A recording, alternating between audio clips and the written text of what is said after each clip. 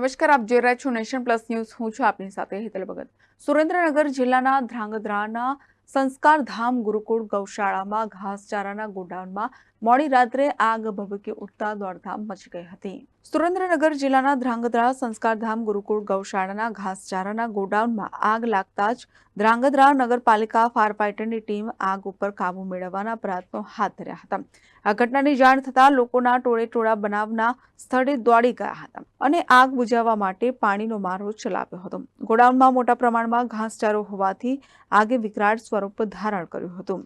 આ વિકરાળ આગની ઘટનામાં મોટું નુકસાન થવાની ભીતિ સર્જાઈ છે. ધ્રાંગધ્રા નગરપાલિકાની 3 ફાયર ગાડીની મદદ લેવામાં આવી હતી. હાલ આગ લાગવાનું કારણ અકબંધ છે. Rajesh બહુરાશી, nation plus news, Surendranagar. સમાચારોના સતત અપડેટ મેળવવા માટે અમારી નેશન પ્લસ ન્યૂઝની યુટ્યુબ ચેનલને સબસ્ક્રાઇબ કરો, બેલ આઇકન દબાવો અને જોડાયેલા રહો ફેસબુક, ઇન્સ્ટાગ્રામ અને ટ્વિટર પર.